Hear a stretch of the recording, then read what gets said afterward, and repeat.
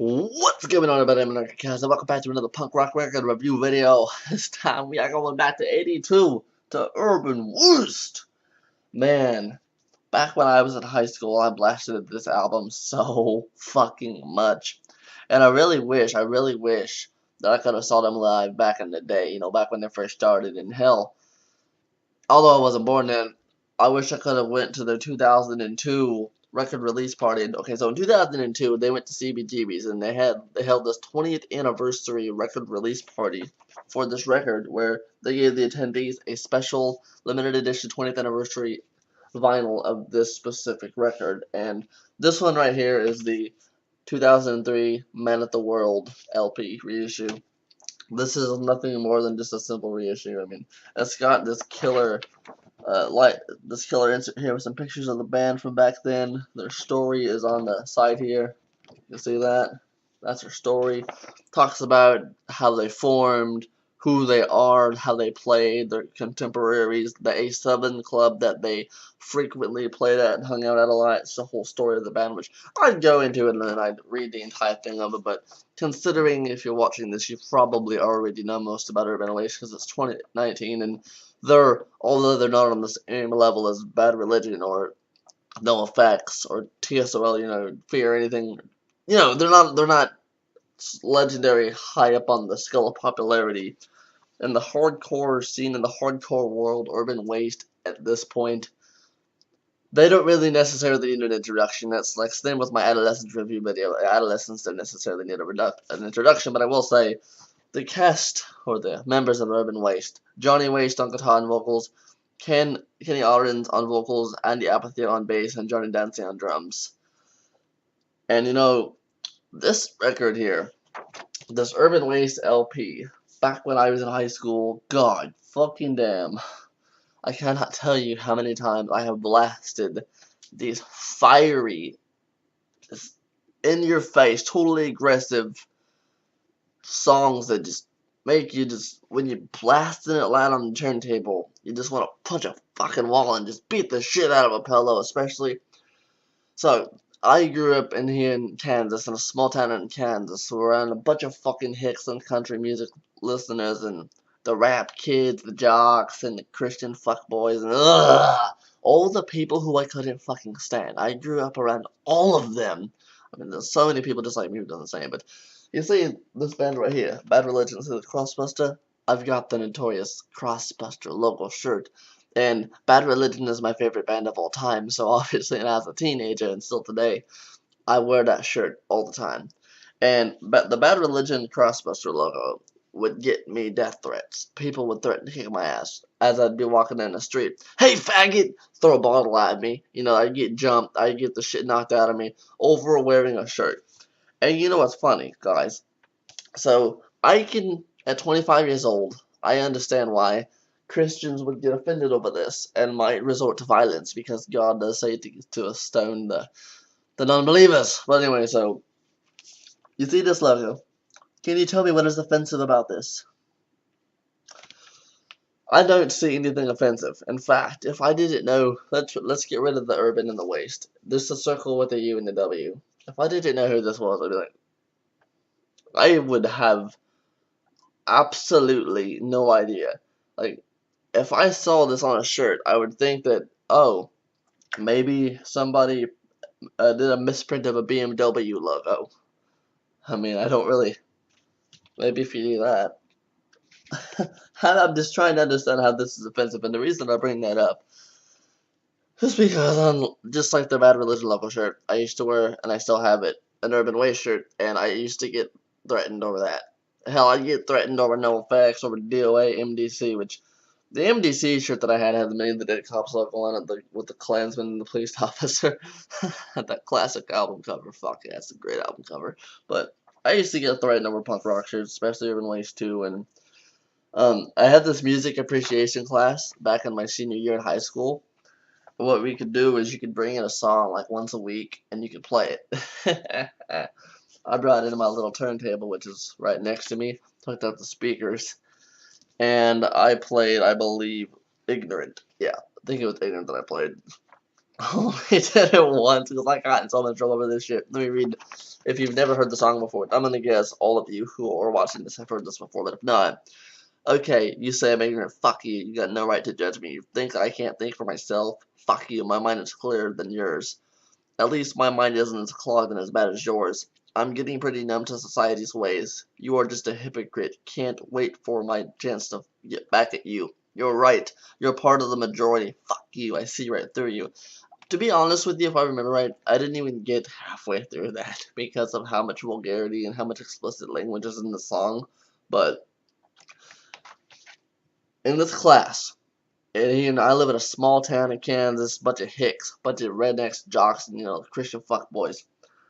In this class, right? I'm sitting there. I put that on, and to play it loudly, and when we had our day to bring in music, you could hear it down the hall. So this was fucking loud, man. The music appreciation teacher, she had the system set up, and it was, you know what I mean? So the fact that I got to play some Urban Waste and the song "Ignorant" and blast, fuck you, you got no right to judge me. Fuck you, my mind is clear. The fact that I got to do that was so epic. I had a moment, I was like, yeah, eat it! I mean, I got in a shitload of trouble afterwards, but it was so worth it to do that. Police Brutality is another good song on here. I'd like to see a million dead cops in front of me. Every time I go out and hang out with my friends, it always ends up the same old way. Night sick across my head. Police Brutality. 4 simple lines, unless you count Police Brutality at the bottom. 4 simple lines in one verse. That's all you need. Honestly, it's a great way to vent your frustration about police brutality. And yes, as a teenager, I definitely did experience a bit of that. Never got beat up by the police, but goddamn. Hey, that kid's wearing a strange t-shirt. I think I ought to pull that kid over and figure out what sort of communism he's on. I don't like that satanic antichrist shit on his shirt. Oh, and there was another no effects shirt that I had. Had the Never Trust a Fucking Hippie. You know that EP? It's a good one. It had Jesus Christ drinking a bottle and shooting shotguns. It was great.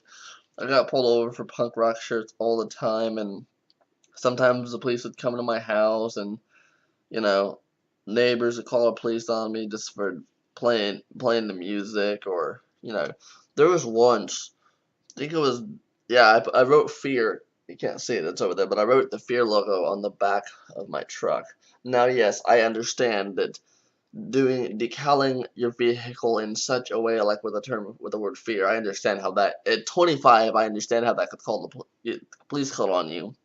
But I loved Fear, and so other people had bumper stickers and shit on their vehicles. So I'm like, fuck it, I'm just gonna write Fear on mine. I think at some point I wrote No Effects too. But the funny part is when I did that, the police used to pull me over, and eventually I came home. My mom's like, "Hey, you need to remove that garbage off your truck." I'm like, "Why? I love it. It's one of my favorite bands." She's like, "I understand that." Which, by the way, my mom, she never liked any of my music, but she's the only, her and my grandfather were the only 2 people that never trashed me before. So shout out to my mom and my grandfather. Rest in peace to him. He passed away in 2016. But she's like, the police came by and they're getting suspicious of you. I'm like, suspicious of me? What am I doing? I'm just being myself. That's the level of shit. Just for being into punk rock music, the police are suspicious of me. My friends, this was 2008 to 2012, 2013. This is not the original punk rock scene. Now, I know some people live under a rock and are just completely unaware of things, but goddamn, at this point, punk rock music is 30 to 40 years old. It's crazy how unaware of certain things that some people are. It's like, goddamn, you see No Effects or Bad Religion, DOA, or Dead Kennedys. Google exists and you can look it up and say, oh, okay, that's a band. That there is a band. Okay, I understand now. But getting back to it, I'm like, why are they suspicious? She's like, they think you're in a gang. Like, a gang? I don't hang out with anyone. I don't have any friends. What are you talking about? How the fuck am I in a gang? It's like, well, they see you wearing you got the fear on your truck and you wear them shirts. It looks like gang related to them. Oh my god. I'm not joking with you guys. I was accused of gang association because of wearing Urban Waste, of wearing Bad Religion, of wearing No Effect, of wearing punk rock clothing. Isn't that the stupidest fucking thing? I'm not joking with you guys. I really don't. I wish I would have been a vlogger back in those. I mean, I was, but I never recorded any of this shit. I never. I think I did. I made some vlogs about it, but I wish I would have. Today I film everything for my Instagram and shit. I really wish back in the day, especially back in high school, I would have carried around. I had an iPhone 4 because I worked my ass off to get that. I know iPhone's not punk, but hey, it called, it did pictures, it did videos, it had music, it had everything in one, and I really thought that was the coolest thing ever, especially for when I was in school and I couldn't carry around my records and bunch of cassettes and shit. And get another topic though, just goddamn. I just relate this. I grew up with this. That's why I just want to sit. I wanted to sit here and do a review and talk about it. I think I talked about public opinion, but if not, no, I talked about ignorant. Public opinion. This song explains why. After I graduated high school, I moved to California. Public opinion. I'm gonna be moving away pretty quick. The trends that I see are getting me sick. I used to hang out, the people were cool, now the kids put their boots on when they get out of school. Public opinion is making me die. The shit that I say is making me die. Maybe it's time to say fuck you. Well, goodbye actually, but fuck you sounds like it better. Fits. I know this is talking about the punk scene and how it's getting violent, but I am more so related to, it's my senior year in high school. I'm about to be 18 and I'm about to jet. All my favorite bands are from California. I've got some friends in California. I graduated May 2012, right? February 2013, I had worked and I had saved up a lot of money and I had just endured enough shit that I got on Southwest Airlines and I jet out to California. And I lived there for almost a year and a half. And gotta say, that was one of the best moves of my life because I met so many awesome people. And actually, my world of punk rock expanded because Rasputin Records, Amoeba, I never got to see. I'm so mad about this. So I found out just recently that Urban Waste actually played in San Francisco around the time when I lived there, and I had no fucking clue. That really just. Oh, they came and they played a couple shows.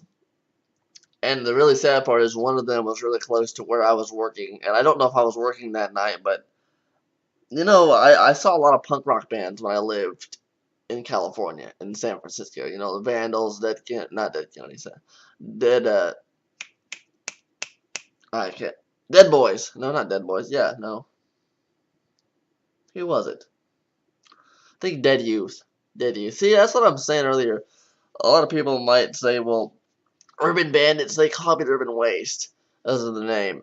No, I'm not even going to go into that, but if you say because of the name there are so many bands that share similar names. There's Dead Boys, Dead Kennedys, Dead Brains, Dead Youth, Sonic Youth. There's so many Youth of Today. There's Bad Religion, Bad Brains, Bad Effects, Bad. There are so many bands out there who have similar names that argument's totally invalid. Which I do want to say, I guess I will say one more on that. It is impossible that Urban Bandits copied Urban Waste for two reasons. One, I have interviewed Arnold Morales, and I am the one who introduced Arnold to this band. He had absolutely no idea they existed. And if you don't believe that, Urban Bandits are from Manila, Philippines, formed December 1983. Philippines is a third world country, no internet. There is absolutely no fucking way that the Urban Bandits from the streets of Manila, never toured outside the country. Arnold, in his own words, the only punk rock bands he knew of were the Dead Kennedys, the Ramones, the Clash, and the Sex Pistols. Some of the biggest names in punk rock music in '83. Yeah, that was the music that the Manila punkers listened to. That was what they knew. I mean, some of them played the Misfits, but all Urban Waste around that time, yeah, and their particular scene, Urban Waste, was notorious. They were iconic. But most bands like Urban Waste, they're small. They never made a career really out of their music. Oh, okay, they might have made a career, but Urban Waste is not on the career level that the Ramones and the Dead Kennedys and the Sex Pistols were on. So it doesn't make any sense to accuse Urban Bandits of, ripping off this band's name because they never fucking knew who they were. Arnold now knows who they are, but she thinks they're fucking awesome, so shout out there. Just wanted to bring that up in case someone's like, hey, you just reviewed Urban Bandits and now you're reviewing Urban Waste, Think Urban Bandits kind of copied them. No. And plus, goddamn, Urban Waste isn't really politically charged. Urban Bandits is very politically charged. This band's more emotionally and socially charged band, more so than, fuck the system, fuck Marcos eat a dick, Yeah, they talked some shit on the Reagan administration and society, but two bands with totally different lyrical approaches, totally different musical approaches. Urban Waste is more, I didn't see a million adults in front of me. Urban Waste is just more aggressive, screaming and shouting in the mic, ripping it up. Urban Bandits, they're not screaming, they're, sometimes they do chants, but their Urban Bandits is not as hardcore as Urban Waste. So they don't copy the name, they're not copying their musical style, nothing like that. You can't even draw a line there. But another one here that I talk about is No Hope, because this song is really fucking sad, but unfortunately it's a reality. No hope. Crime seems to be a hobby, wondering if you're the next. But when it comes to self-defense, you'll pay for the attacker's death. There's no hope of what you do. There's no hope of who you are. Some kill to stay alive, and some kill to have some fun. There's murders every day by day. You're just not the only one. You're thinking if you're safe, murder in the streets. Wondering what you should carry. Murder in the streets. What fucking gun to protect you? This song hits hard and is totally relevant to today.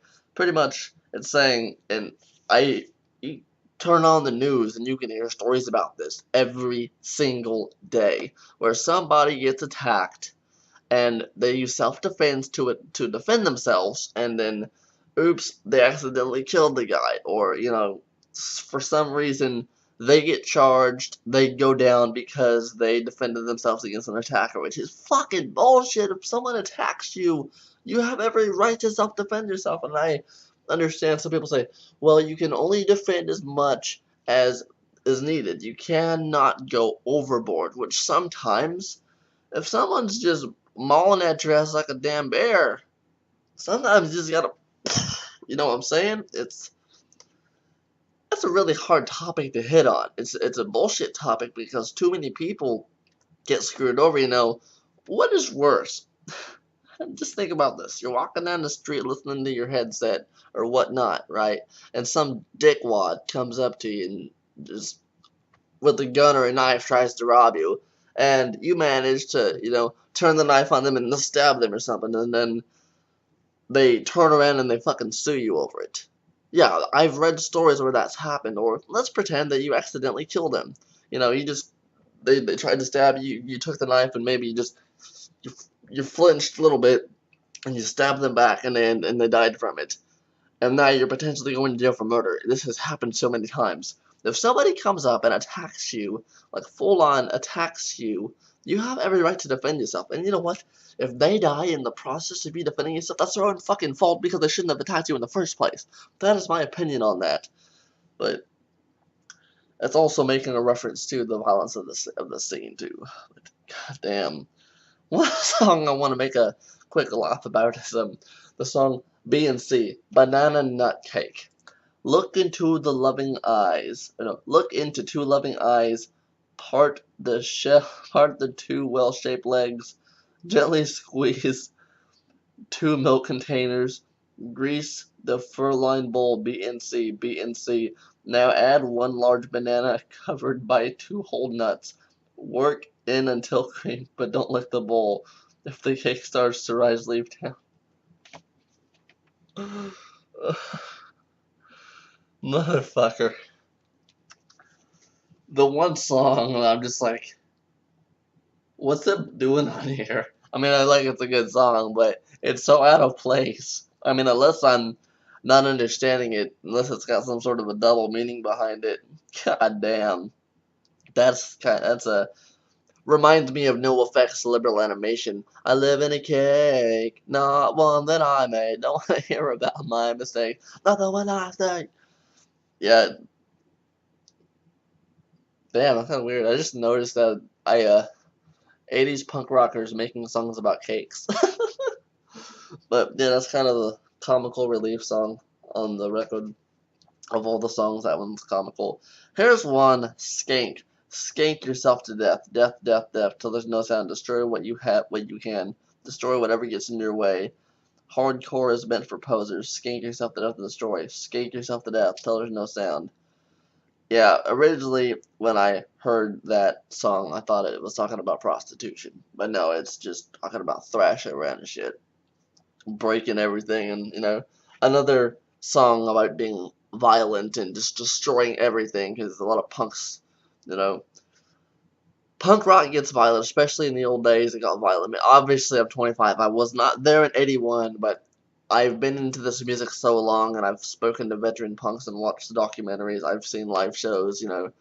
I've seen the violence, and hell, I've been a part of some violent shows in California. Hell, even here in Kansas City, I've been to some shows where shit got way too out of hand and they had to close down the venue for the night.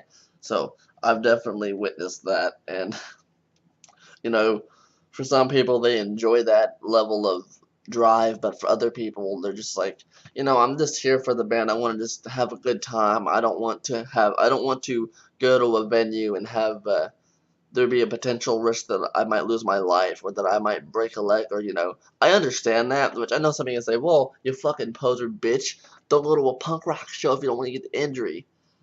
I see both sides to this, which to usually I'm like, if you know there's gonna be fights, if you know there's gonna be this and that, then try to, you know, separate yourself. Try to be in a part of the venue where there's not doing. I mean, you can obviously tell where the mosh is gonna be. Usually right dead there in center.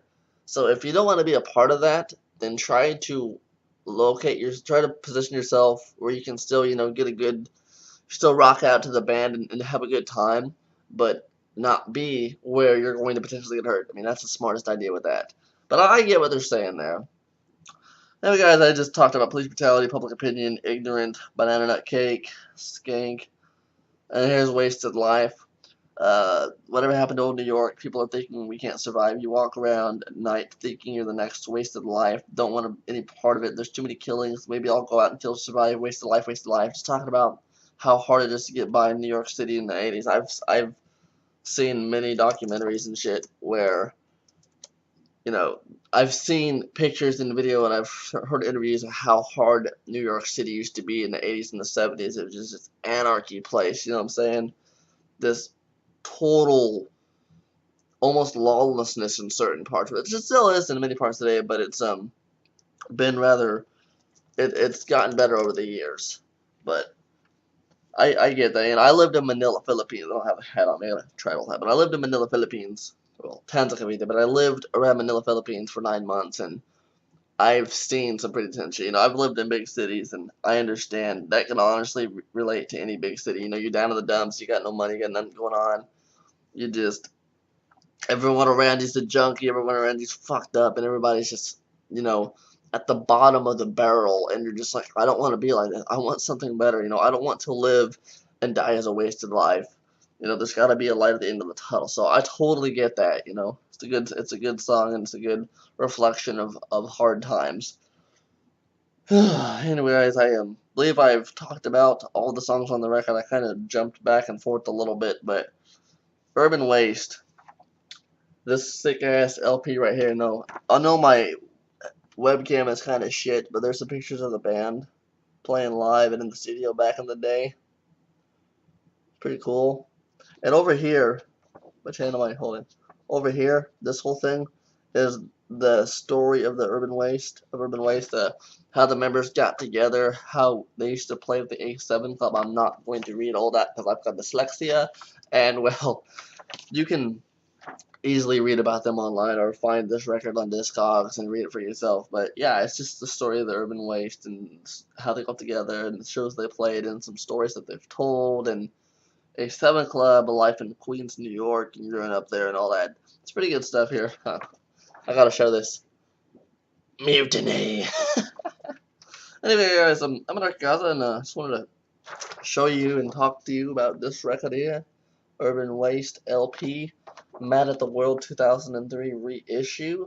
Fucking awesome. And I understand my webcam is not necessarily the best quality, but hey, I'm kind of new to this, doing a video on webcam type of shit. As you can see, I got some records up here at the top. Let me show you all of them. I'm trying to set up some stuff here. Yeah, I'm trying to do what I can with this, because I kind of got the idea from doing this from the Punk Rock NBA. You guys watch him? You probably do if you're watching this. If you're not, the Punk Rock NBA, he just talks about the underground DIY scene in general, and in his background, I like his backdrop. His backdrop isn't records. His backdrop is just punk rock posters. I'm like, yeah, you know what? I like that idea. And I got some posters, but I figured, fuck it, since I'm kind of in a temporary residence, that I'll just take some of my records, some of my favorites, and I just tape them up on the wall like that. That'd be kind of cool. I don't know. But anyway, guys, I'm Anarka. Thank you so much for watching this Urban Waste LP review, and I'll go ahead and I'll show you the actual record here. It's nothing special. It's just a black record. Beautiful, shiny, clean, nice. On the front here, if you can, yeah, there's some shit on there. Here, look, if you can see right there, on I believe it's A side. Yeah, A side here shows a picture of buildings in New York City being cracked and demolished and destroyed. There, you can see there's cracks there. And on the B side, we have, I believe, the Manhattan Bridge or something like that, and there's a big boot stopping and crashing it. Yeah, it's pretty cool. Goddamn, I just noticed. Oh, there's the Twin Towers, the Empire State Building. So although this was released in 2003, 2003, they put a picture. They included the Twin Towers there. Some New York pride. Gotta give them a shout out for that. I've never been to New York City. I have never been to New York City, and when I do, I'm definitely going to do something for Urban Waste, because Urban Waste is fucking amazing. I might go to where the A7 Club used to be if I can find it and get a picture there with this record, and who knows what'll happen. But anyway, guys, I'm Anarka. Thank you so much for watching this Urban Waste record review. I'm Anarka, and dos vidania. You'll listen to Urban Waste.